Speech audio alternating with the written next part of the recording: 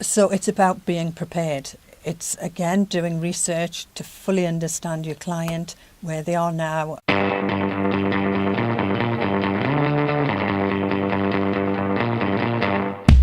Hello, I'm with Dylis Guyan again. Welcome back, Dylis. Hi, John.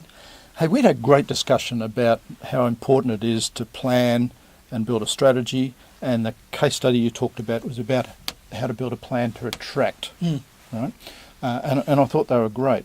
But there's a lot more to building a sales strategy than just attracting. Absolutely. Tell me what else we need to focus on. Well, once you've got that prospective client showing interest and wanting to see you, and bearing in mind what I talked about earlier, it takes multiple contact. That has to be part of your strategy. Yeah, yes, exactly. Be persistent. Yeah. So let's say we've got to the point where they're happy to see us. Then we have to be prepared for when we go to that face-to-face meeting. Not like, and I'm sure you've seen this, John, where, sometimes salespeople will rock up and they open their boot and they rummage through and pull out some dog-eared brochures and so on. And all about my product and my company. Yes, exactly. So it's about being prepared. It's, again, doing research to fully understand your client, where they are now, and, looking at what their products and services are. So the preparation's all about your client, understanding what they're about, the challenges they're facing, what's happening in their industry, what's happening with their customers. Yes, yeah. And of course, if you're experienced in a particular industry, you will have great insights to bring to your clients. You will become a valuable asset. You will get to the position where they can't do without you, not just your product or service, because you are such a valuable... It's absolutely right. I've seen so many very successful salespeople get there, not because they've got the gift of the gab, or it's all about the fact that they get to know their customers, and they become an expert in what's happening in their industry and in their particular organisation, and those customers just want to spend time with them because they're creating value in the discussions and conversations they're having. That's right. That's exactly right. So as part of your preparation, you need to think about the questions you're going to ask.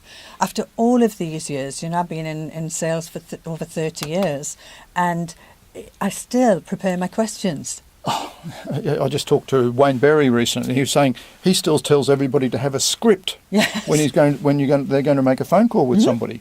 Yeah. And I said, if we're really experienced salespeople, surely we shouldn't have a script. And he was adamant. Be prepared, know what you're going to talk about, write it all out, and then make the phone call. Yeah, absolutely. And even if you don't want to have a script, at least have bullet points so that you cover everything on that telephone call. Otherwise you're just going in, and what happens is you then fall back to the default position of product dumping. Yeah, which is going to get you nowhere. Yeah. Exactly. So, you need to prepare... Research your client again, prepare your questions, prepare your marketing support material, all of your brochures. You're great on stories. Can you give us a case study of where somebody's done this really well? I'll do better than that. I'll give you one where they've done really badly. I think that... Okay, we'll learn from mistakes. We'll learn from our mistakes. And this was just this week, whilst I was in the hotel, because I'm on holiday here in Sydney at the moment, and I was privy to a discussion between a guy who was selling some advertising to the hotel. Okay. It was beyond dreadful. So it was the usual, I'm really pleased to meet you, this is my company, we've been in business, la la la la la. And he asked her nothing about what they were doing, what their challenges were. He didn't bring any insights. He just went straight into a product dump of what he could do. And he didn't demonstrate he knew anything about them. Nothing. And this lady, her body language, I was so interested, and I really should, it was eavesdropping. I'll put my hand up, I was eavesdropping. There was nothing at all. There was no interest shown from her. She was sitting back, and all he had to do was ask, what are you doing at the moment with your advertising? What results are you getting? But as you say, if he'd done his research, I'm sure in the open market on Google or whatever, you'd be able to see some of the issues and challenges that hotel were facing, what was happening in terms of their business and so on. Completely. And he could have brought that insight to the table with ideas and, have you thought about this, and here's some Yes. ideas for you, and so on. Yeah. None of that. None of it. None of it. It was just a complete product dump. Yeah. He didn't talk about what their challenges were with the current advertising, and even more importantly, and I see this missed so many times, he didn't bring up the financial impact.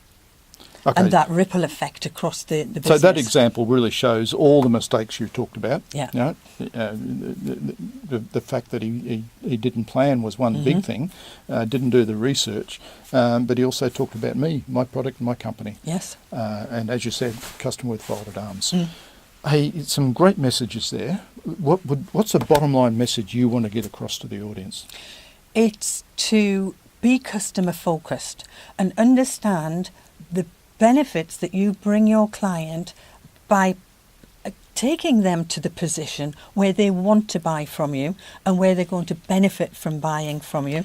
Those benefits and the value they're going to get from that is likely to vary from client to client, even in exactly the same industry. So the research has to be down to the individual client before you have these meetings. Yeah. And your questions have to be down to the individual client. Exactly. So you can have a top line, but then it needs to be very individual as you're taking it further down and further down.